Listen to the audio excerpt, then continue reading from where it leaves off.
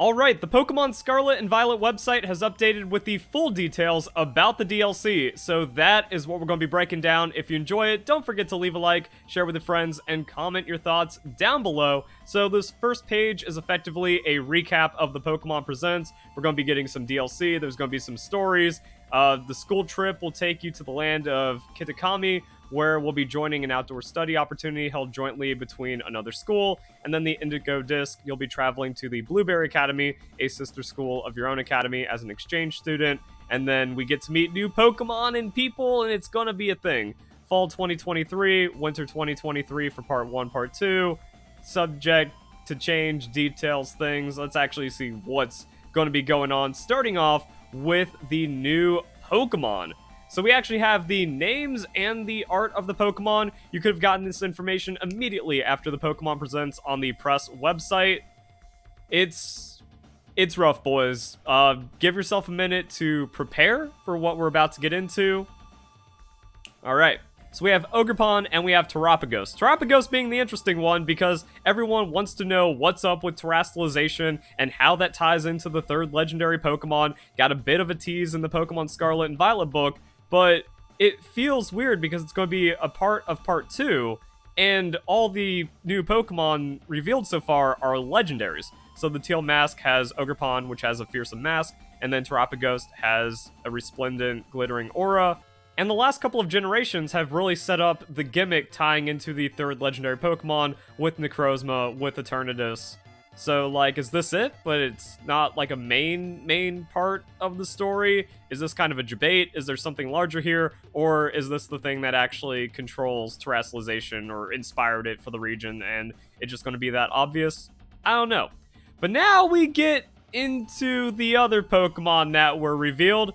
The designs are very ugly and questionable. I guess that's acceptable-ish, but the names. This is what I meant, like, get ready, prepare yourselves, you aren't ready. So in Part 1, the Teal Mask, 3 Pokemon named Okidogi, Munkidori, and Fezandipiti appear. I thought that was like some kind of bear thing, but no, it's actually like buff Shiba meme Pokemon. Not really. I'm pretending that's a noose for my own sanity. They are beloved by the people of the village as heroes that protect the land of Kitakami in the past. I thought they were like starter Pokemon.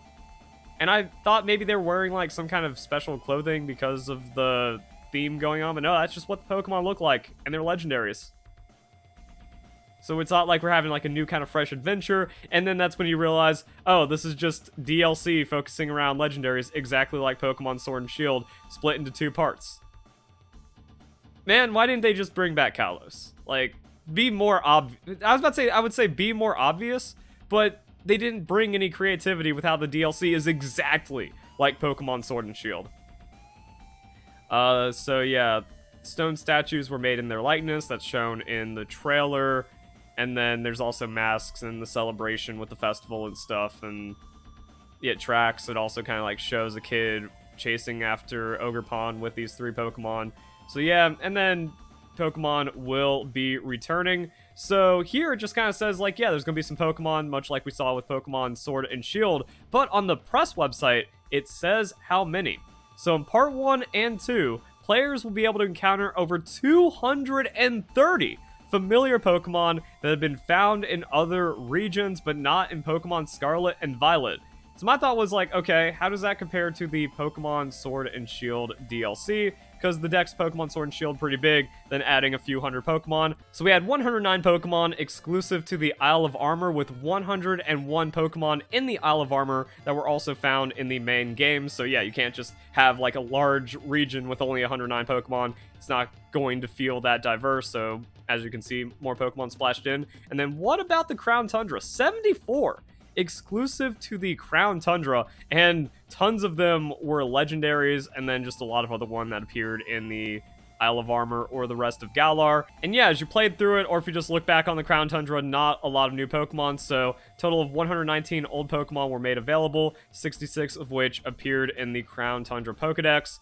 So we saw, you know, some Kanto Pokemon, Galarian Birds, legendaries, few Johto Pokemon, some starter Pokemon, it was mostly like starters, fossils, the remaining pseudo-legendaries, actual legendary Pokemon, some evolutions and stuff, and that was pretty much it for the Crown Tundra. So when you actually look at it, that means this DLC is going to have more returning Pokemon, which also makes sense because there's an entire generation of Pokemon between then, you know, Generation 8. So the roughly 230 returning Pokemon plus the 400 Pokemon already in the Paldea Dex means we're going to have 630-ish of the 1008 Pokemon available.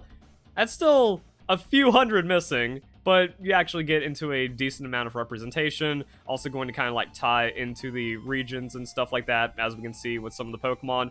Really feels like these more traditional Japanese-inspired designs are going to fit into the part 1. There's also a special note on how to purchase. Make sure you are purchasing the DLC of the version that you own. It even says, please be careful, as you will not be able to play if you purchase DLC for the opposite version.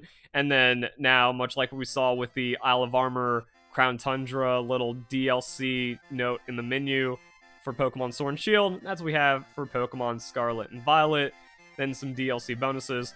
If you purchase the Hidden Treasure of Area 0 for Pokemon Scarlet and Violet, you can get Hisuian Zoroark that knows an unusual move. It's Happy Hour, and then you can go and claim that because the data for the Pokemon are in the game. Then we got the reiteration for Pokemon Home connectivity that's going to be for spring, so coming soon. Pokemon Go connectivity as well, because remember, there was that whole event with Gimmighoul that you can get the non-chest form Gimmighoul in Pokemon Go, so whenever that transfer becomes available, that means it's going to kind of spice things up with how Gimmighoul works, and whenever you transfer, you get 50 Gimmighoul coins, so that's a thing. So you get postcards in Pokemon Go, you send them to your Nintendo Switch, that gives you coin bags and golden lures, and then that's how you find the roaming form Gimmighoul, other patterns because the postcards, events, I don't care too much for Pokemon Go, so yeah, you can figure that out. And then we got characters featured, so we get new outfits, there's some new people. And then we get a few more details about the DLC since we really didn't get to see too much of it.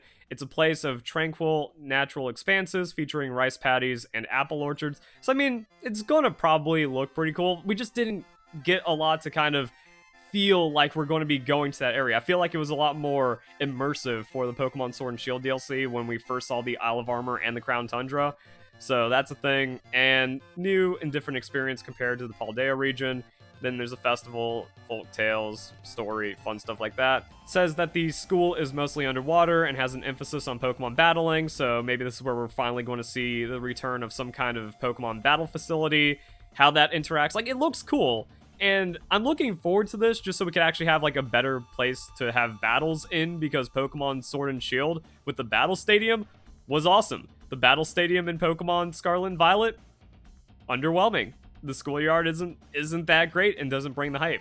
So it seems like this is going to kind of bring that Pokemon battling hype. I think it's going to be too little too late for this dead game. And then we don't really get details about the exploration and the new Pokemon and the island and stuff like that. So yeah, that's the update with a bit of extra details, mostly about the legendary Pokemon, some DLC clarification, and I guess I'm going to be streaming this. Hope you guys enjoy the video. Hope you all have a nice day. Thank you very much for watching.